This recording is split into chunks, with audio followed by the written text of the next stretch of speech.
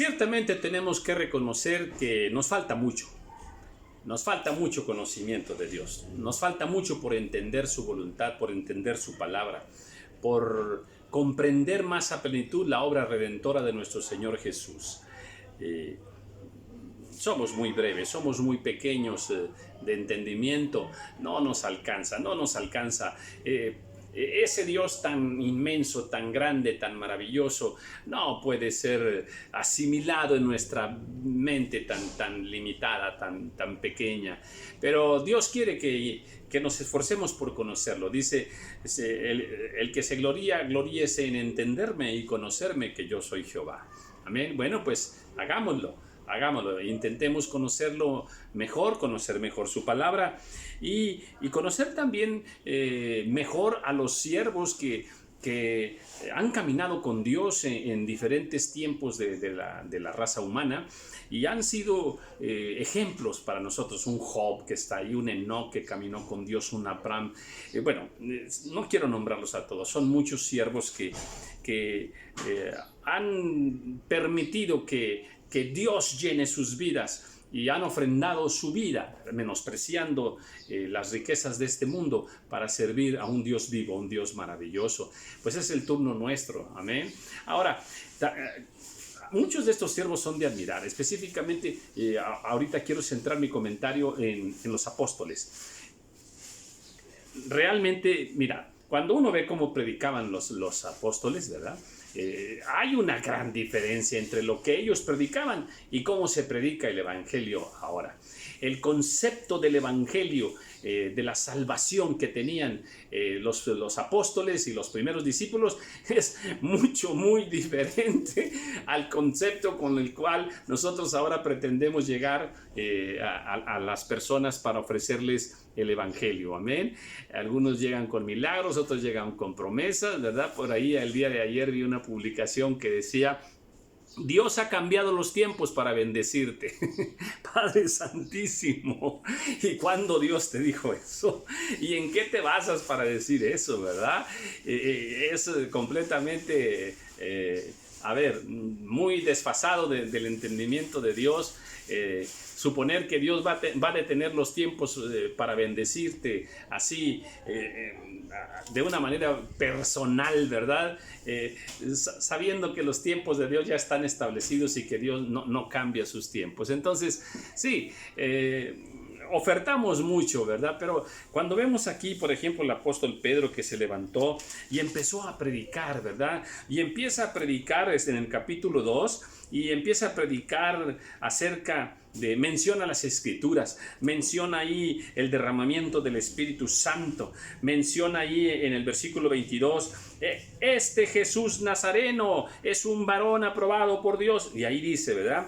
Cómo vivió entre nosotros. Y luego dice, pues a este le crucificaron. Habla de la crucifixión del Señor. Luego más adelante, pues ahí mismo dice enseguidita que venció a la muerte, que está sentado a la diestra. Y también dice después que ha resucitado, amén, que Él ha resucitado. Entonces empieza a glorificar al Señor Jesucristo. Entonces la predicación de Pedro está centrada en el propósito de salvación de Dios para toda persona. Y nosotros no hacemos eso ahora, Las predicaciones hablan de muchísimas cosas y se dispersa mucho el sentido. Luego más adelante, ¿verdad? Dice por acá, y quería comentar esto, vuelve a hablar, dice, Dios le ha hecho Señor y Cristo. ¿Qué está diciendo? ¿Qué está diciendo? ¿En qué está centrando Pedro su predicación? En Cristo Jesús. Cristo es el Señor. Jesús es el Señor. Jesús es el Cristo. Él dio su vida. Él venció la muerte. Él fue crucificado. Él ha resucitado. Él está sentado a la diestra. Estudiemos esta estructura de prédica e imitémosla. ¿Por qué? Porque esta es la prédica correcta. Y luego, para continuar, porque me detuve allí, y ahora dice, ¿verdad? Al oír esto se compungieron. Al oír esto se compungieron de corazón. Y dijeron a Pedro y a los otros apóstoles, varones hermanos, ¿qué haremos? Pero fíjate bien, ¿cuál fue el efecto de la predicación de Pedro? Se compungieron, se dolieron en sus corazones, ¿verdad? vino una angustia espiritual en sus corazones. Hubo un redarguir en sus corazones. ¿Por qué? Porque esa era una palabra con poder. Era una palabra, dirigida por el Espíritu Santo. Y no como las prédicas que hacemos ahora, ¿no? Que buscamos a veces hasta mejor que se rían las personas y que brinquen y dancen y pensamos que en ello está, que por ello van a arrodillarse ante Dios, van a reconocer el señorío de Cristo. No, nada más los estamos entreteniendo o los engañamos de que vengan por un camino alterno, ¿verdad? A lo que es Cristo Jesús. Pero Pedro los centró perfectamente y dice, Pedro les dijo, arrepentíos y bautícese cada uno de vosotros en el nombre de Jesucristo para perdón de los pecados y recibiréis el don del Espíritu Santo. ¡Qué completo! ¡Qué perfecto! ¡Qué completo! Amén. Arrepentíos. O sea, pecadores, arrepiéntanse. Arrepiéntanse. Amén. Reconozcan su pecado. Y ahora, bautícense. Ahora ahí está predicando sobre el bautismo. Después dice, bautícense ¿para qué? Dice, para perdón de los pecados. Bautícense en el nombre de Jesucristo, en el nombre de Jesucristo. Aleluya. Eso es predicación. Eso es poder. Eso no ha cambiado. Dios espera que tú y que yo sigamos predicando este evangelio. Este es el corazón del evangelio. Cuando nosotros enseñamos esto, no estamos engañando a nadie. Y la obra la va a hacer el Espíritu Santo. Aquellos hombres se compungieron. ¿Qué haremos? ¿Qué haremos? ¡Ay, nosotros lo matamos! ¿Qué haremos? ¿Qué haremos? Arrepiéntanse, le dice el apóstol Pedro. Entonces, bueno, pues un gran ejemplo para nosotros, amén. Y luego les dice, y recibiréis el don del Espíritu Santo. Completo, ese es el evangelio. Así es de que, qué hermoso que encontremos este pasaje y que haya quedado aquí grabado para nosotros hoy, amén. Para que sea una normatividad en nuestra vida. Esta es la norma del evangelio. Estos son los principios espirituales que se tienen que predicar en el evangelio. Así es que no nos desviemos hacia otras cosas que realmente no son tan importantes delante de Dios. Porque para vosotros es la promesa y para vuestros hijos y para todos los que están lejos, para cuantos el Señor nuestro Dios llamare. Y con otras muchas palabras testificaba y les exhortaba diciendo, sed salvos de esta perversa generación. Dos conceptos más. Salvación. Cristo ofrece la salvación y luego llama a la generación de ese entonces, esta es una generación perversa. Bueno, exactamente igual que hoy, ¿verdad? Estamos en medio de una generación perversa y de hecho cada vez más perversa. ¿Amén? Bien, y luego dice, así que los que recibieron su palabra fueron bautizados y se añadieron aquel día como 3,000. Poderosa predicación. En ese momento 3,000 y todos se bautizaron, amén, y perseveraban en la doctrina de los apóstoles y en la comunión unos con otros, en el partimiento del pan y en las oraciones. Luego tenían convivencia, perseveraban en la doctrina. No es de que se convirtieron 3,000 y luego quién sabe a cada uno a dónde se fue, o sea, no se sabe dónde estén. Porque sí, así ves por ahí publicaciones en las redes, ¿verdad? Otras 5,000 almas para Cristo. Fuimos a tal parte, ¿verdad? Y logramos 5,000 almas. Ay, ¿quieres estrellita o qué es lo que quieres? La gloria es de nuestro Señor, amén.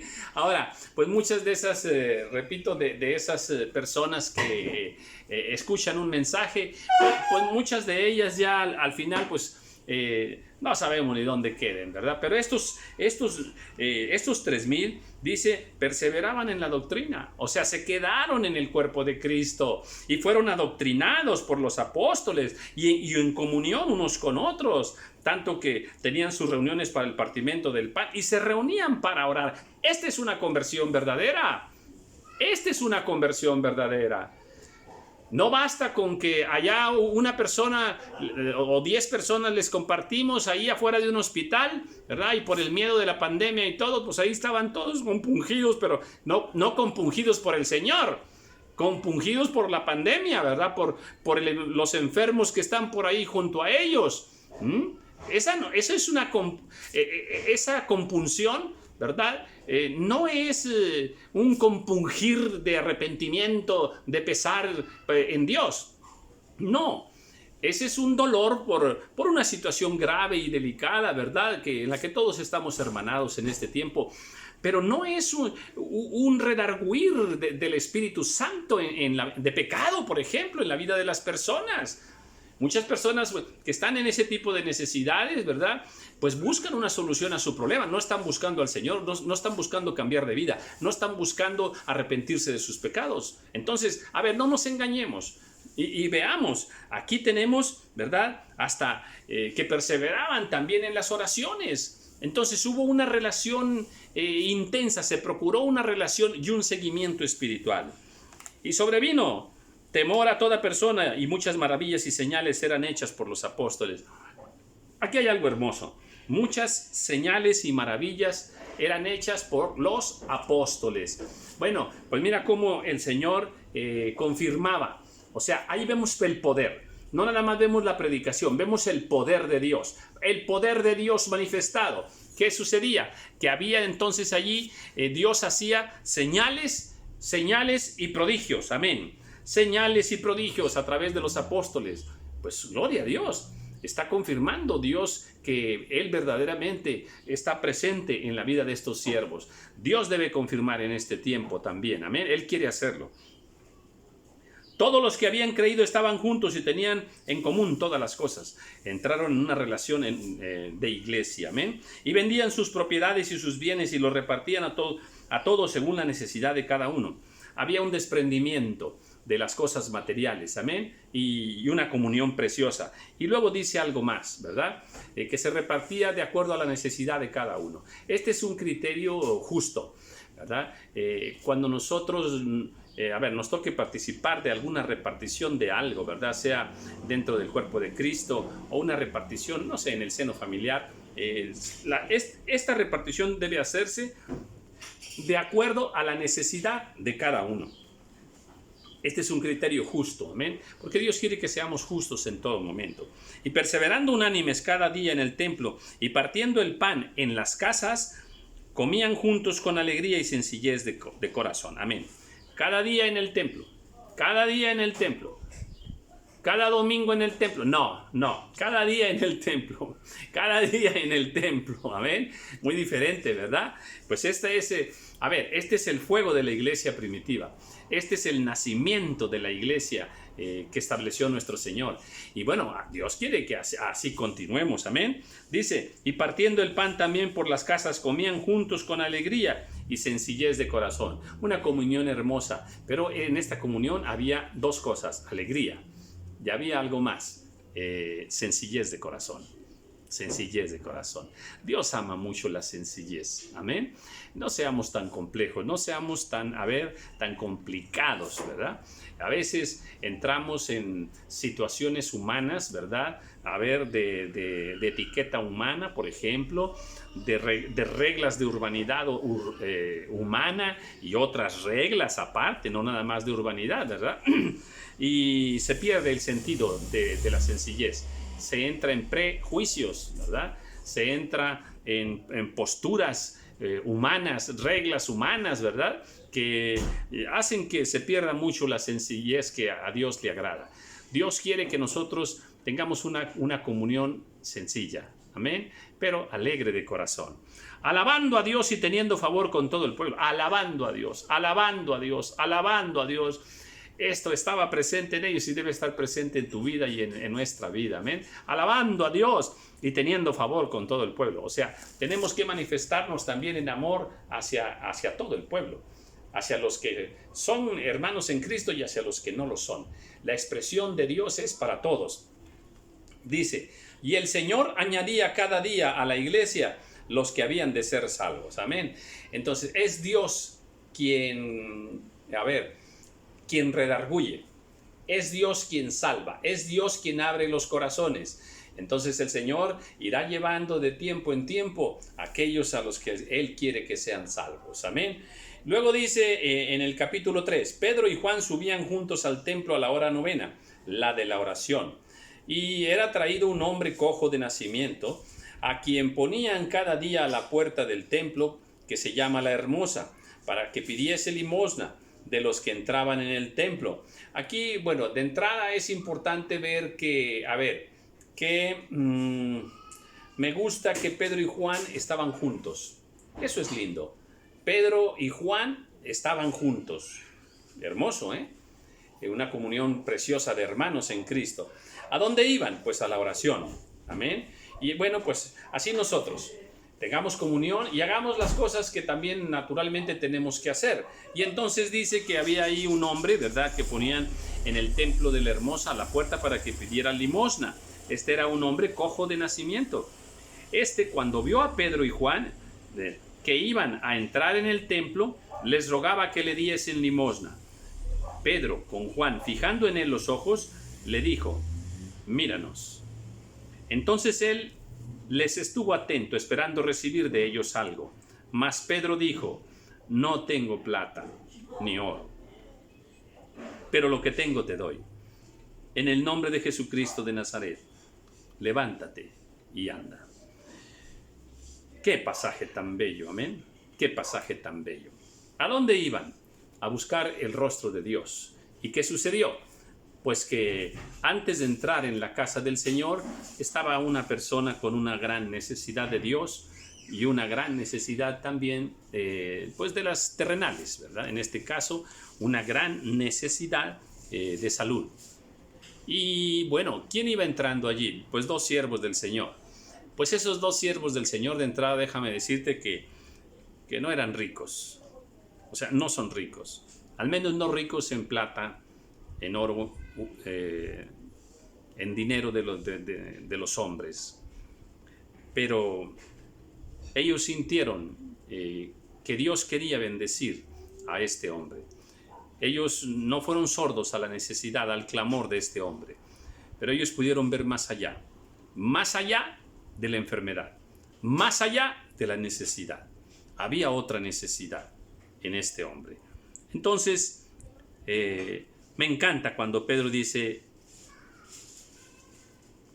no tengo plata ni oro. Qué reconocimiento de sencillez y de humildad. Amén. Pero me gusta entonces cuando ahora le ofrece lo que tiene, que es mucho más poderoso que la plata y el oro. Pero lo que tengo te doy. Lo que tengo te doy. Así es de nosotros. Tenemos mucho que dar. Eso que tenemos es de Dios. Dios nos lo ha dado para compartir. Lo que tengo te doy. Tienes al Espíritu Santo. Tienes el poder de Dios. Tienes la salvación. Tienes palabra de Dios. Tenemos muchas cosas que ofrecer, que ofrendar, que compartir con la gente.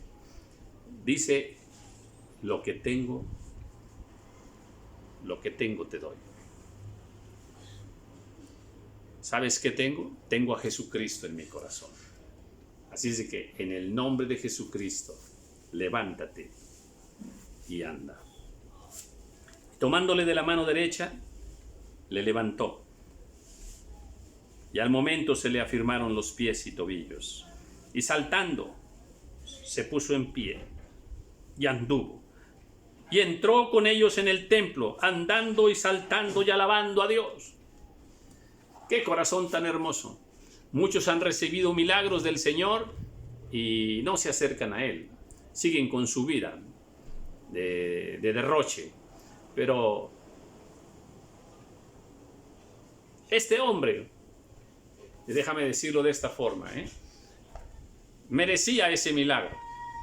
Era un hombre de fe, era un hombre de temor. Tan pronto él recibe su milagro, ¿qué hace? Se va alabando al Señor. Entra a la casa del Señor. ¿Y entra para qué? Entra para alabarlo. Entra con gozo, con alegría. Amén. Imagínate, cojo de nacimiento, cojo de nacimiento. Este es un hermoso milagro, una hermosa manifestación del poder del Señor. Amén. Así es de que Dios estaba con Pedro, Dios estaba allí también con Juan. Bueno, pues Dios está también con nosotros, amén, en este tiempo. Dios está con nosotros en este tiempo para manifestarse. El mismo Dios que levantó a este cojo en el templo de la Hermosa es el mismo Dios que en este momento nos está escuchando, que en este momento está contigo, se manifiesta a través de ti. Entonces, no escatimemos el poder de Dios. Que no se nos olvide que el poder de Dios está entre nosotros, está por el Espíritu Santo. Y seamos nosotros, sensibles como lo fue Pedro y Juan, para ver esa necesidad espiritual en la persona. No pasaron de largo, se detuvieron allí y fueron humildes para decir: no tengo plata, no tengo oro, pero mira lo que tengo te doy. En el nombre de Jesucristo de Nazaret, levántate y anda. Así es de que nosotros, en el nombre de Jesucristo, pues sigamos haciendo estas obras maravillosas, porque el Señor dijo que obras mayores que las que Él había hecho, nosotros haríamos en este tiempo. Y todo el pueblo le vio andar y alabar a Dios, y le reconocían que era el que se sentaba a pedir limosna a la puerta del templo, la Hermosa, y se llenaron de asombro y espanto por lo que había sucedido. Desde luego, una manifestación poderosa del Señor.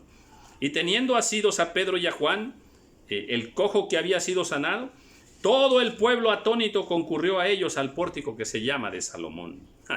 ¿Te imaginas? Inmediatamente corrió aquello como pólvora. Y se vinieron, todo el pueblo se vino. Y ahí estaba aquel hombre, aquel testimonio, aquel cojo de nacimiento, agarrado de Pedro, agarrado de Juan, agarrado de Cristo. Viendo esto, Pedro respondió al pueblo: varones israelitas, ¿por qué os maravilláis de esto? ¿O por qué ponéis los ojos en nosotros como si por nuestro poder o piedad hubiésemos hecho andar a este? Mira qué palabra, qué... Ay, Pedro, te amo, Pedro, qué hermoso eres. Inmediatamente, no pongan los ojos en nosotros. No pongan los ojos en nosotros. No fuimos nosotros. Aleluya. Hermoso. Qué corazón tan bello del apóstol Pedro. Amén. No fuimos nosotros. Inmediatamente le dan la gloria al Señor. Inmediatamente testifican que es el poder de Dios. Y no como muchos siervos en este tiempo. Amén. Bueno, sin palabras. El Dios de Abraham empieza a predicar. El Dios de Isaac y el Dios de Jacob, el Dios de nuestros padres, ha glorificado a su Hijo Jesús, a quien vosotros entregasteis y negasteis delante de Pilato, cuando éste había resuelto ponerle en libertad. Ya está allí. Ya está la prédica con unción, con poder. Amén. Testificando del Dios de Abraham. Ya está testificando de Jesús. El Dios de Abraham ha glorificado a su Hijo Jesús. Mas ustedes negaron al santo y al justo y pedisteis que se os diese un homicida. Ya está exaltando las virtudes de Jesucristo. Santo, justo. Y ya les ha dicho por ahí 2 o 3 cosas, ¿verdad? De su condición. Les está revelando su condición. Antes dice: ustedes lo entregaron, ustedes lo negaron, ustedes lo negaron, ustedes lo entregaron. Y luego dice ahora, ¿verdad? Ustedes pidieron a un homicida. Prefirieron a un homicida que a Jesús el santo, que a Jesús el justo. Y matasteis al autor de la vida.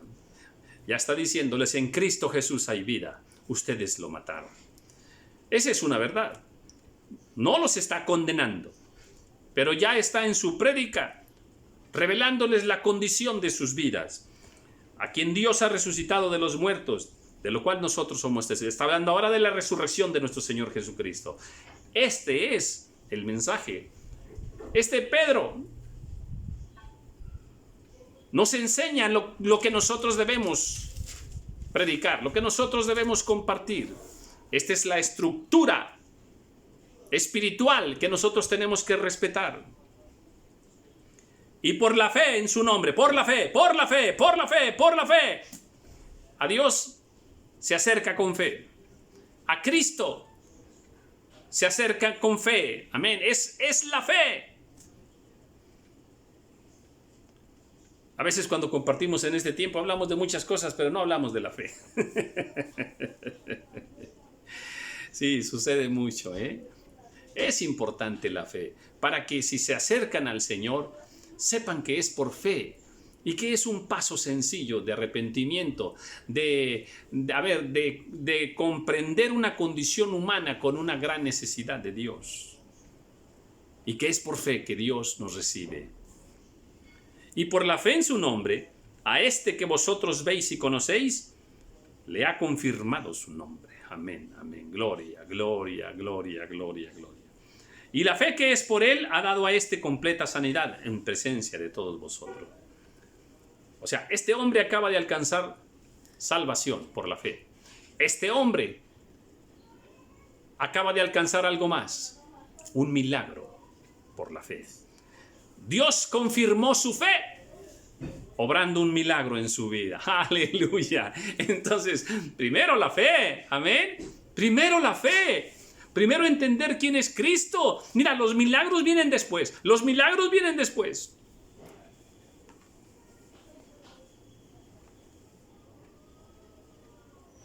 Mas ahora, hermanos, sé que por ignorancia lo habéis hecho. Mira nada más que hermoso, ¿verdad?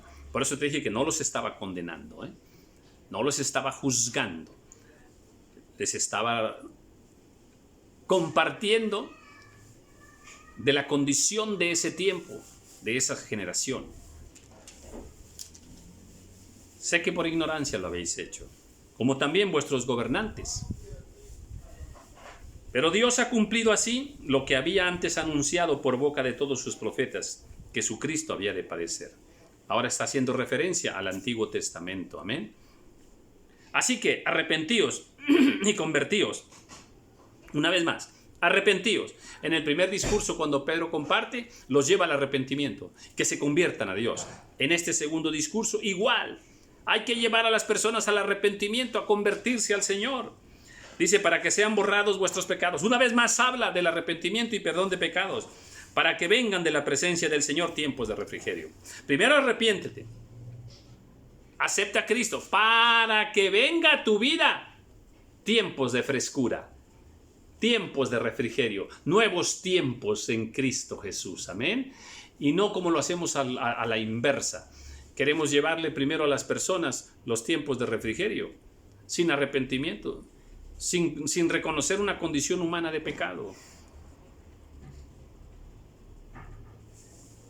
Y Él envía a Jesucristo, que os fue antes anunciado, a quien de cierto es necesario que el cielo reciba hasta los tiempos de la restauración de todas las cosas, de que habló Dios por boca de sus santos profetas, que han sido desde tiempo antiguo. Fíjate bien lo que está diciendo. Está hablando con conocimiento bíblico. Está refiriendo las Santas Escrituras, en este caso, la vida de los profetas y lo que enseñaron los profetas acerca del Señor antes de todo esto. Es el cumplimiento de la palabra de Dios. Esta predicación de Pablo está basada en la voluntad de Dios, en la palabra de Dios. Cuando nosotros predicamos o enseñamos de acuerdo a la palabra del Señor, entonces esta tiene un gran poder. Amén. Y no que nos prediquemos a nosotros mismos, no que andemos dando enseñanzas humanas, en ninguna manera, sino las enseñanzas que están en la palabra, las enseñanzas que Dios va a respaldar. Dios va a respaldar su palabra. Luego dice, porque Moisés dijo a los padres, el Señor vuestro Dios os levantará profeta de entre vuestros hermanos como a mí. A él oiréis en todas las cosas que os hable, y toda alma que no oiga a aquel profeta será desarraigada del pueblo. Está refiriendo palabras que estaban escritas. Estas estaban en Deuteronomio, amén, habladas por Moisés. Y todos los profetas desde Samuel en adelante, cuantos han hablado, también han anunciado estos días. Eso significa que Pablo conocía muy bien, en este caso Pedro conocía muy bien las Escrituras. Pablo también era un docto en las Escrituras. Vosotros sois los hijos de los profetas y del pacto de Dios que Dios hizo con nuestros padres diciendo a Abraham: en tu simiente serán benditas todas las familias de la tierra. Los está bendiciendo. Y si ustedes pueden alcanzar la bendición está también con ustedes porque somos hijos de Abraham. Y dice: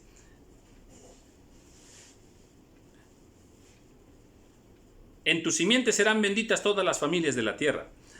A vosotros primeramente, Dios, habiendo levantado a su Hijo, lo envió para que os bendijese, a fin de que cada uno se convierta de su maldad. Un mensaje perfecto, un mensaje precioso, centrado en la persona de Cristo y en el plan. Este es un mensaje con un gran entendimiento del plan de Dios y de la obra de Jesucristo. ¿A qué vino, verdad? Y habla pues de su sacrificio, de su muerte, habla de su resurrección, habla del perdón de pecados, habla del bautismo, habla de la unción del Espíritu Santo, habla de los tiempos de refrigerio, habla de convertirse al Señor. Aprendamos pues. Por eso es necesario conocer en este libro de los Hechos cómo ha sido el inicio de la iglesia y este mover poderoso de los siervos del Señor guiados por el Espíritu Santo y confirmando Dios y confirmando el Espíritu Santo con grandes señales, prodigios y milagros que son enviados del Señor. Así Dios lo hará contigo, hermana, contigo, hermano. Amén. Así es que seamos valientes. Amén. Pero seamos como Pedro, ¿eh? No tengo plata ni tengo oro, mas lo que tengo te doy. Seamos como Pedro, que dice: no pongan los ojos en nosotros. Nosotros no hemos sanado a este hombre. ¡Qué maravilla! Amén. Pues gloria a Dios por la vida de estos siervos que son un ejemplo para nosotros. Bueno, pues muchas bendiciones. Aquí termina este segundo video del libro de los Hechos.